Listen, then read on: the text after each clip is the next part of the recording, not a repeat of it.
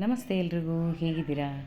ನಾನು ಚೆನ್ನಾಗಿದ್ದೀನಿ, ನೀವು ಕೂಡ ಚೆನ್ನಾಗಿದ್ದೀರಾ ಅಂದ್ಕೊಂಡು ಈ ವಿಡಿಯೋನ ಶುರು ಮಾಡ್ತಾಯಿದ್ದೀನಿ. ಇವಳು ಬೆಳಿಗ್ಗೆ ಎತ್ಲ ಹೊರಟ್ರಪ್ಪ ಅಂದ್ಕೊಂಡ್ರೆ, ನಾನೀಗ ಹೋಗ್ತಾ ಇರೋದು ನಾನು ಹುಟ್ಟಿದಂಥ ಮನೆಗೆ. ಇದು ಇರುವಂಥದ್ದು ನಮ್ಮಮ್ಮನ ಮನೆ ಹತ್ರನೇ. ನೀವು ಕೇಳ್ಬೋದು, ಅಲ್ಲಿ ಯಾರೂ ಇಲ್ವಾ ನೀವು ಫ್ಯಾಮಿಲಿ ಅಂತ. ಖಂಡಿತವಾಗ್ಲೂ ಯಾರೂ ಇಲ್ಲ. ಯಾಕಂದರೆ ಇದು ತುಂಬ ವರ್ಷದಿಂದನೇ ಈ ಜಾಗ, ಮನೆ ಮತ್ತು ಜಮೀನು ಎಲ್ಲವನ್ನು ಸೇಲ್ ಮಾಡಿಬಿಟ್ಟಿದ್ದೀವಿ.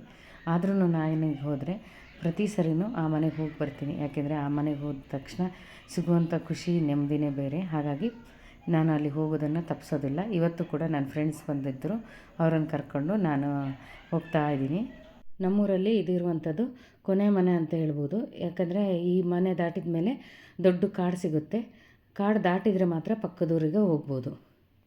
ನಮ್ಮ ಅದೃಷ್ಟಕ್ಕೆ ಈ ಜಮೀನು ತಗೊಂಡವ್ರು ಎಷ್ಟು ಒಳ್ಳೆಯವರಂದರೆ, ನಮ್ಮನ್ನು ಮನೆ ಮಕ್ಕಳ ಥರನೇ ಟ್ರೀಟ್ ಮಾಡ್ತಾರೆ. ಇಲ್ಲಿಗೆ ಬಂದಾಗ ಪ್ರತಿ ಸಲವೂ ಆ ತೋಟದಲ್ಲಿ ಏನೇ ಹಣ್ಣು ಹಂಪಲು ಎಲ್ಲ ಬೆಳೆದಿರಲಿ, ಅದರಲ್ಲಿ ನನಗೊಂದು ಪಾಲಂತೂ ಇದ್ದೇ ಇದೆ ಅಂತ ಹೇಳ್ಬೋದು. ಹಾಗಾಗಿ ಇವತ್ತು ಕೂಡ ನಾನು ಬಂದು ಮಾವಿನ ಹಣ್ಣೆಲ್ಲ ತಗೊಂಡು, ಪೇರಳೆ ಹಣ್ಣು ಎಲ್ಲ ಕೊಯ್ದು ತಗೊಂಡೋದು. ಯಾವಾಗ ಬಂದ್ರೂ ಅಷ್ಟೇ ಇಲ್ಲಿ ಮನಸ್ಸಿಗೆ ತುಂಬಾ ನೆಮ್ಮದಿ ಕೊಡೋವಂಥ ಜಾಗ ಅಂತ ಹೇಳ್ಬೋದು. ಹಾಗಾಗಿ ಪ್ರತಿ ಸಲ ಬಂದಾಗಲೂ ನಾನು ಇಲ್ಲಿ ಬಂದೇ ಬರ್ತೀನಿ. ಇವತ್ತು ನನ್ನ ಫ್ರೆಂಡ್ಸ್ ಜೊತೆ ಬಂದಿದ್ದೀನಿ. ನೋಡಿ, ಇದೆಲ್ಲ ನಮ್ಮ ಮನೆ ಅಂಗಳ ಎಷ್ಟು ಚೆನ್ನಾಗಿದೆ ಅಲ್ವಾ? ಹಾಗೆಯೇ ಇದು ನಾನು ಹುಟ್ಟಿ ಬೆಳೆದು ಆಟ ಆಡಿದಂಥ ಜಾಗ ಅಂತಲೇ ಹೇಳ್ಬೋದು. ಇಲ್ಲೇ ಹುಟ್ಟಿದ್ದು ಬೆಳೆದಿದ್ದೆಲ್ಲ ನಾವು. ಎಷ್ಟು ಚೆನ್ನಾಗಿದೆ. ಇಲ್ಲಿಗೆ ಬಂದಿದ್ರ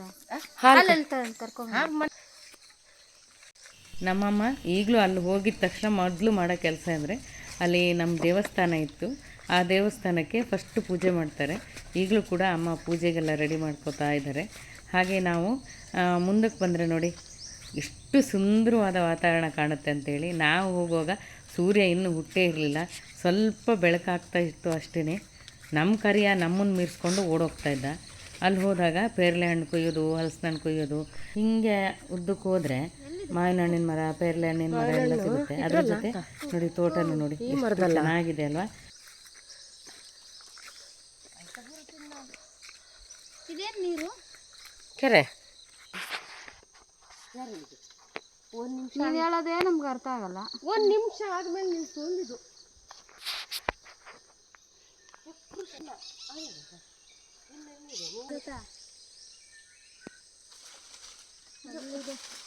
ಅಯ್ಯೋ ಬಿಟ್ಟು ಬಿಟ್ಟ ಎಲ್ಲ ಹೋಗಿ ಬಿಟ್ಟು ಅಲ್ಲೇ ಬಿಟ್ಟ ಇವ್ರಿಗೆಲ್ಲ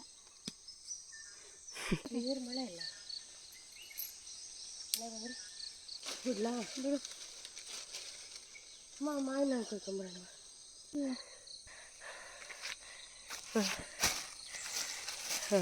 ಅದಕ್ಕೆ ಹಾಕು, ಅದಕ್ಕೆ ಹಾಂ ಕವರ್ಗೆ ಹಾಕು. ಹಾಂ ಬಂದ್ವಿ ಹಿಡ್ಕೊ ಹೋಗೋಣ.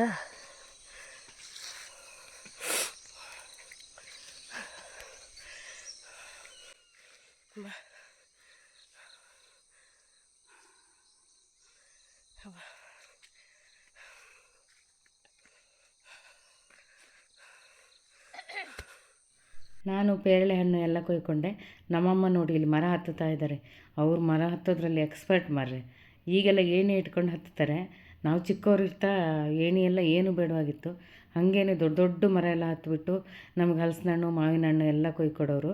ಈಗ ಸ್ವಲ್ಪ ಏಜ್ ಆಗಿದೆ ಅಲ್ವಾ, ಈಗ ಹತ್ತಕ್ಕೆ ಸ್ವಲ್ಪ ಕಷ್ಟ ಆಗುತ್ತೆ ಅಂತ ಏಣಿ ಎಲ್ಲ ಇಟ್ಕೊಂಡು ಹತ್ತುತ್ತಾರೆ. ಆದರೂ ನೋಡಿ, ವಯಸ್ಸಾಗಿದೆ ಅಂತ ಅಂದಾಜೆ ಮಾಡೋದಿಲ್ಲ. ಹತ್ತಿ ಮಾವಿನ ಹಣ್ಣು ಕೆಡಗಬೇಕಂತಲೇ ಕೂತಿದ್ದಾರೆ. ಹಾಗಾಗಿ ಸುಮಾರು ಹಣ್ಣೆಲ್ಲ ಕೊಯ್ಕೊಟ್ರು. ನೋಡೋದೆಲ್ಲ ಚೆನ್ನಾಗೈತಲ್ಲ. ಒಂದ್ಸಲ ಬಿದ್ದಿದೆ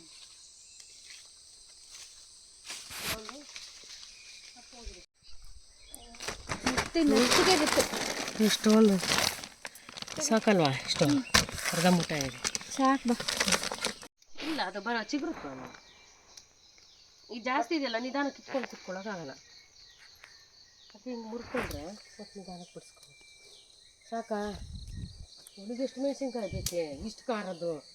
ಈ ಜೀರಿಗೆ ಮೆಣಸಿನ ಈ ಥರ ತಿಂತಾಳಲ್ಲ, ನೋಡಲ್ಲ ಇಲ್ಲಿ ತಿರ್ಗು. ಸಾಕಾ?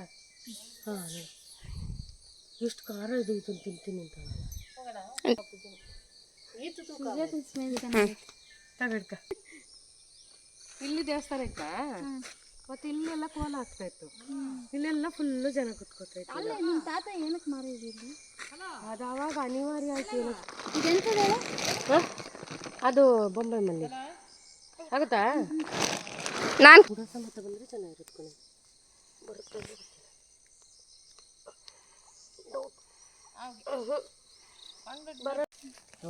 ಹೂವು ಟ್ಯಾಪ್ ರೂಟ್ ಇದು.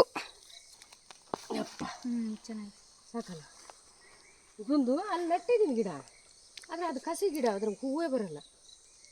ಮತ್ತು ಇದ್ರಲ್ಲಿ ನೆಟ್ಟರೆ ಚೆನ್ನಾಗಿ ತಿಳ್ಕೊಳ್ಳ ಹಂಗೆ. ಹ್ಞೂ ಹೊರಡೋಣ. ರಾತ ಹಿಡ್ಕೊಂಡಿರೋದು ನೋಡ.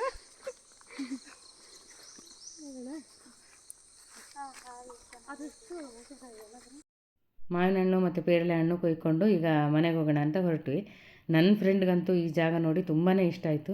ಇಷ್ಟು ಚಂದ ದೂರಲ್ಲಿ ನೀವು ಇದ್ದೀರಲ್ಲ ಅಂತ ಹೇಳ್ತಾ ಇದ್ಲು. ಹೌದು, ನಾವು ಮಲೆನಾಡಲ್ಲಿ ಹುಟ್ಟಿದ್ವಿ ಅಂದರೆ ತುಂಬ ಅದೃಷ್ಟ ಮಾಡಿದ್ದೀವಿ ಅಂತ ಹೇಳಬೇಕು. ಯಾಕಂದರೆ ಪ್ರಕೃತಿ ಎಷ್ಟು ಚೆಂದ ಇದೆಯೋ ಇಲ್ಲಿ ಜನಗಳು ಕೂಡ ಅಷ್ಟೇ ತುಂಬ ಒಳ್ಳೆಯ ಮೃದು ಮನಸ್ಸಿನ ಜನರು ಅಂತಲೇ ಹೇಳ್ಬೋದು. ಪ್ರತಿಯೊಂದು ಕಷ್ಟ ಸುಖಕ್ಕೂ ಒಬ್ರಿಗೊಬ್ಬರು ಸಹಕರಿಸ್ಕೊಂಡು ಜೀವನನ ಸುಗಮವಾಗಿ ನಡೆಸ್ಕೊಂಡು ಹೋಗ್ತೀವಿ ಅಂತಲೇ ಹೇಳ್ಬೋದು. ಹಾಗಾಗಿ ನನಗೆ ಈ ಊರಿಂದರೆ ತುಂಬಾ ಇಷ್ಟ. ಖಂಡಿತವಾಗ್ಲೂ ನಿಮಗೆ ಈ ವಿಡಿಯೋ ಇಷ್ಟ ಆಯಿತು ಅಂತ ನಾನು ಅಂದ್ಕೊಳ್ತೀನಿ. ಇಷ್ಟ ಆದರೆ ಖಂಡಿತವಾಗ್ಲೂ ಒಂದು ಲೈಕ್ ಮಾಡಿ, ಶೇರ್ ಮಾಡಿ, ಸಬ್ಸ್ಕ್ರೈಬ್ ಮಾಡಿ ಅಂತ ಹೇಳ್ತಾ ಹೋಗಿ ಬರಲ್ಲ. ನಮಸ್ಕಾರ, ಎಲ್ರಿಗೂ ಒಳ್ಳೆಯದಾಗಲಿ.